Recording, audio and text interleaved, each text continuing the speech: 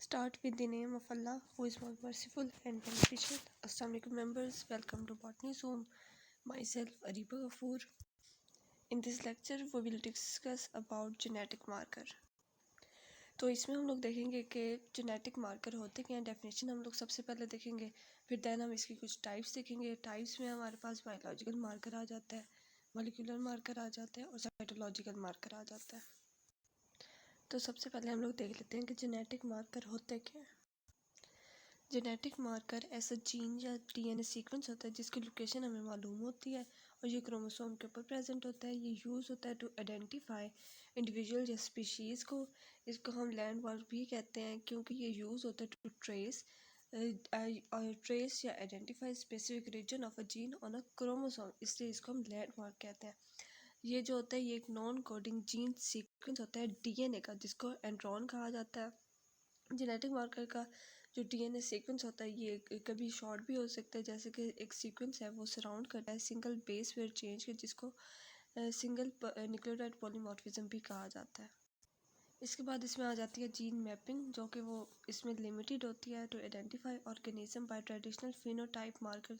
Phenotype markers मतलब जो, जैसे कि हम एग्जांपल ले लेते हैं, एक फ्लावर है, उसका जो कलर है वो उसकी फिनोटाइप है, तो उसको जो आइडेंटिफाई करने के लिए मार्कर यूज़ होगा उसको फिनोटाइप मार्कर्स कहते हैं।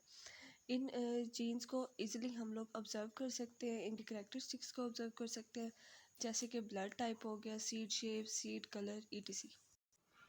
तो यहाँ पे हम डायग्राम में देख लेते हैं कि ये हमने यहाँ पे ये दो जेनेटिक मार्कर लगाए हुए हैं जिनको हमने रेड फ्लैग से रिप्रेजेंट किया हुआ है। इस डीएनए सीक्वेंस में कहीं पे भी कोई भी चेंजेस आ जाते हैं तो या वेरिएशन आ जाती है, जैसे कि डीएनए स्ट्रैंड की डुप्लीकेशन हो जाती है, इन्वर्जन या इंसर्शन हो जाती है, तो इन मार्कर्स के यहाँ पे मौजूद होने की वजह से वो हमें जल्दी ऑब्जर्व हो जाएंगे, हमें जल्दी पता चल जाएगा कि यहाँ पे इस स्ट्रैंड में वेरिएशन आई है। इसके बाद जेनेटिक मार्कर्स को दो किस्म में डिवाइड किया गया है। सबसे पहला आ जाता है क्लासिकल मार्कर और है डीएनए मार्कर। क्लासिकल मार्कर में फिर फर्दर तीन उसमें डिवाइड किया है। सबसे पहले मॉर्फोलॉजिकल मार्कर आ जाते हैं जिसके अंदर उसकी फिनोटाइप विजिबल होती है, जैसे मैंने आपको पहले बताया कि जैसे एक फ्लावर है, उसका जो कलर है वो उसकी फिनोटाइप है, तो ये उसको विजिबल करता है, उसको डिटेक्ट करने के लिए यूज़ होते हैं। इसके बाद आ जाता है बायोकेमिकल मार्कर। इसमें आइसोएंजाइम्स प्रेजेंट होते हैं या प्रोटीन बेंडिंग इसमें मौजूद होती है। इसके बाद लास्ट पे साइटोलॉजिकल मार्कर, इसमें सी बेंडिंग और जी बेंडिंग होती है, मतलब साइटोसिन और गुआनिन की दोनों की इसमें बेंडिंग मौजूद होती है।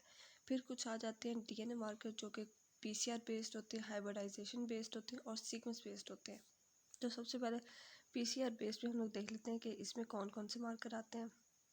इसमें आरएपीडी आ जाता है, एसएसआर आ जाता है, एएफएलपी आ जाता है, एसएसटी आ जाता है या एसएनपी सिंगल न्यूक्लियोटाइड पॉलीमॉर्फिज्म आ जाते हैं।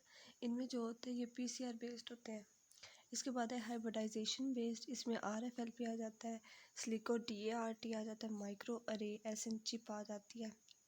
उसके बाद है सीक्वेंस बेस्ड, लास्ट पे हमारे पास है, इसमें जीबीएस या डीएआरटी सीक्वेंस एसएनपी आ जाता है।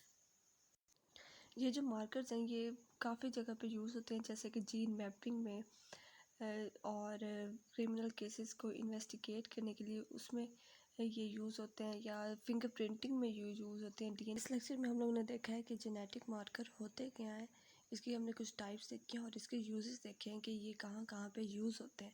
अगर यहाँ तक किसी को कुछ समझ ना आया हो तो वो कमेंट्स में पूछ सकता है। Thank you.